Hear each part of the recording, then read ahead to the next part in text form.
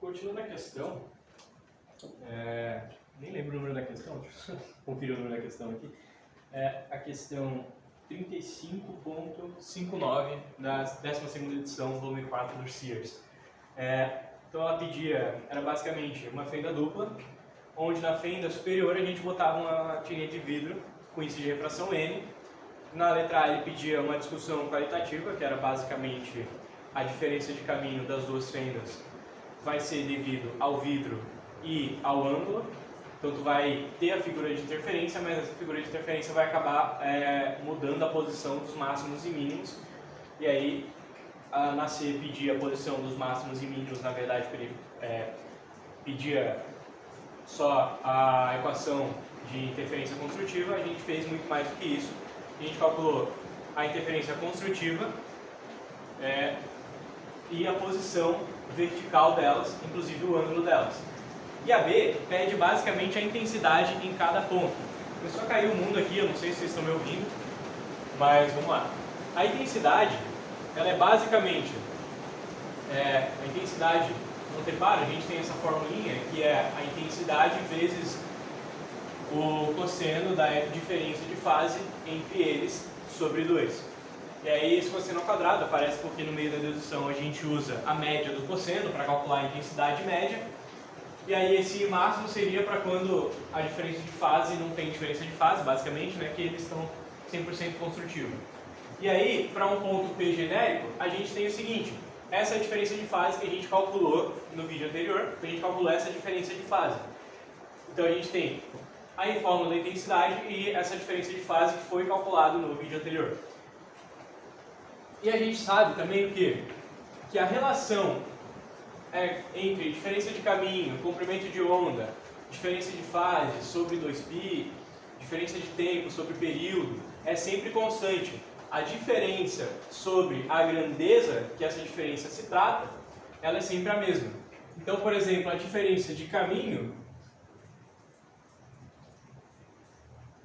a grandeza que teria a mesma unidade de medida, digamos assim, seria o comprimento de onda. Então, sobre o comprimento de onda é igual à diferença de fase, que seria, entre aspas, adimensional se eu estou tratando em radianos, radiano é adimensional, né? Eu teria que botar aqui sobre o ciclo completo em radianos, que é 2π.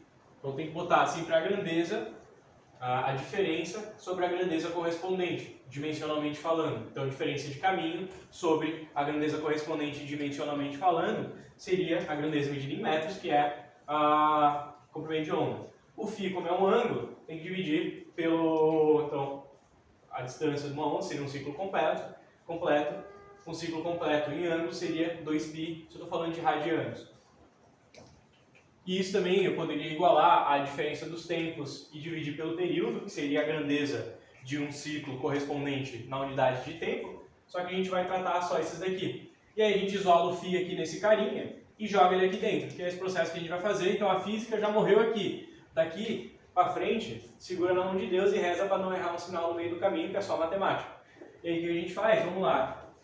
Esse R é a diferença de caminho, a gente calculou no vídeo passado. Se R fica sendo D seno θ mais L n menos 1, calculamos no vídeo passado, sobre lambda, é igual a φ sobre 2π.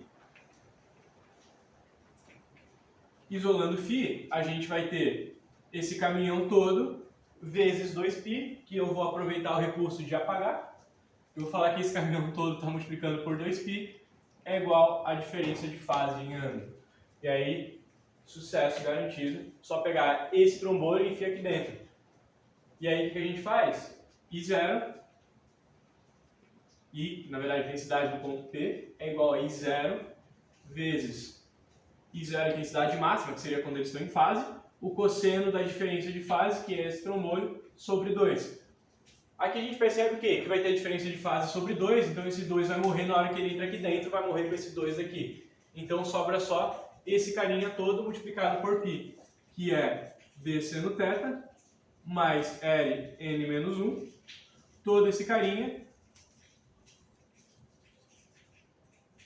sobre o comprimento de onda vezes π. Ficou feio aqui, né? Eu vou botar só π sobre o comprimento de onda, mas é só questão de ficar mais bonitinho.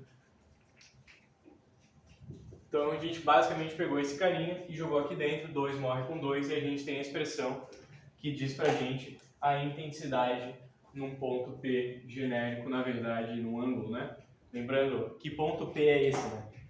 Que não tem o desenho no quadro, a gente tem a seguinte situação. A gente calculou, para uma fenda dupla, tem um vidrinho, e aí tu tem um anteparo muito longe. Esse anteparo, a gente está calculando a intensidade no ponto P, a gente faz a aproximação que essas duas retas são paralelas, porque o ponto P é muito distante, e aí, sendo paralelo, a gente pode usar aproximação de senos e tal. Fazendo todas essas aproximações, a gente sabe qual que vai ser a intensidade no ponto onde a inclinação é θ. O resto é tudo constante, a única coisa que é variável aqui seria o seno de θ. A distância entre as fendas é constante, o comprimento L seria o tamanho desse vidrinho na fenda superior, o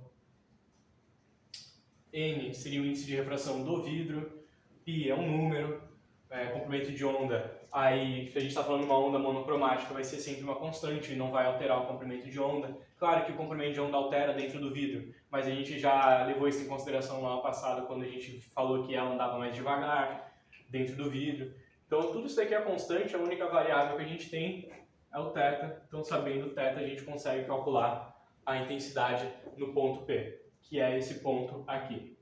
Ponto P genérico, né? Se eu tenho, por exemplo, interferências construtivas, isso vai ser máximo, destrutivas vai ser mínimo, e intermediários vão ser valores intermediários entre o mínimo e o máximo.